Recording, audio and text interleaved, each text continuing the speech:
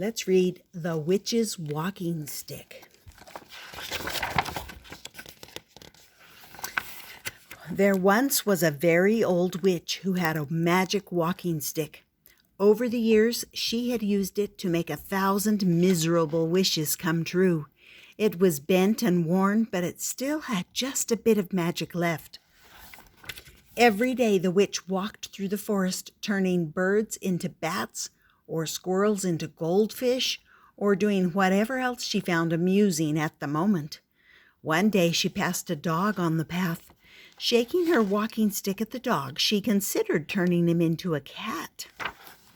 But the dog thought she wanted to play. Before she could make her wish, he grabbed the stick from her hand. "Give it back!" shrieked the old witch. Her angry voice so frightened the dog that he ran away with the stick in his mouth. "Oh, pickled bats!" groaned the witch. "I'll never catch up with that dog." On the other side of the forest, a young girl named Margaret woke up to another bad day. "Margaret," yelled her older brother, "bring me water from the well." "Margaret," yelled her older sister, "sweep the floor and chop some wood." Selfish, mean, and twice as big as Margaret, they always got their way. "Margaret," they both yelled together, "make the breakfast. We want pancakes and we want them now." "You wouldn't do this if Mother and Father were still alive," cried the girl. "That's true," they agreed. "Now, don't forget to feed the pigs." "I think I just did," said Margaret, but not so loud that they could hear. Margaret decided then and there to run away. Unfortunately, she left home without a penny in her pocket. Deep in the woods, she wondered, "How will I survive?" Margaret followed a path through the woods and soon came upon the witch. "Girl," moaned the old lady, "a spotted dog has run off with my walking stick. I can't do a thing without it." What a sad story, thought Margaret. "The stick has a star carved in the handle," the witch continued. "If you can find it and bring it back, I will have a reward for you." She pulled 3 shiny coins from her pocket.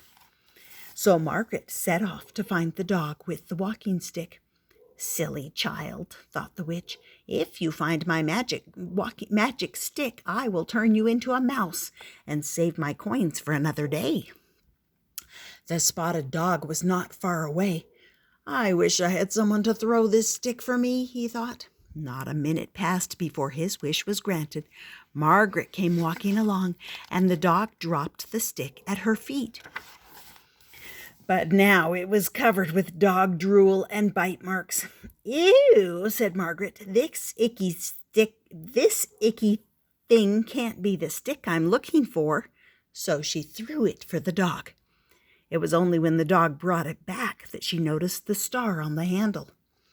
Holding the stick, Margaret said, "I wish I knew why this old piece of wood is worth 3 gold coins." And then, having wished it, she knew exactly why. "A magic stick," she gasped. Margaret decided to borrow it for an hour or so. She went straight home.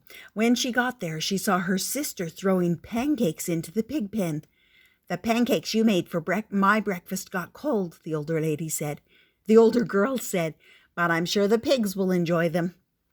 "I hope you're right," said Margaret, and she turned her sister into a pig. "Eat up," she said. Oh, no. She went into the cottage to find her brother sitting at the table. "Where's my lunch?" he demanded. "I feel like a sandwich today." "That's funny," said Margaret. "You look like one too." And she turned her brother into a ham sandwich on rye.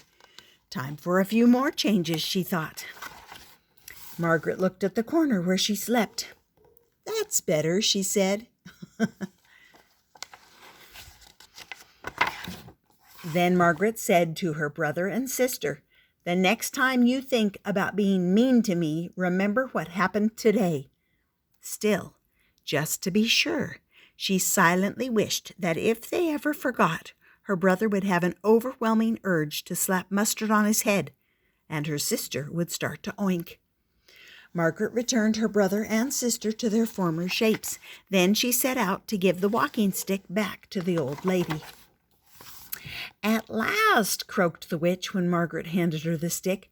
"Now, where's that dog? He won't be running away from me ever again."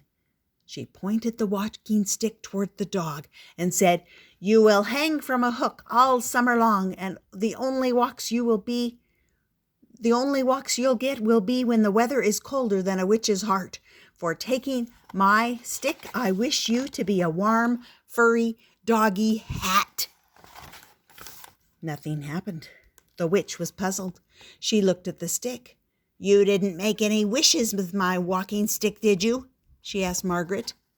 "Maybe a few," whispered the girl. "No," howled the witch. "You used up all the magic. Now it's nothing but a worthless piece of wood," she cried, and she broke the walking stick against a tree. Margaret decided it was time to go. As she slipped away, the dog picked up a piece of the stick and followed her. Back at the cottage, Margaret was happy to find everything just as she had left it. Even better, in fact. She fed the dog and threw the stick for him. "I always wished I had a dog," she told him. See, her brother and sister are doing the water in the wood. And that was the witch's walking stick. I hope you enjoyed that. Go ahead and subscribe. Show me a little love. Thank you.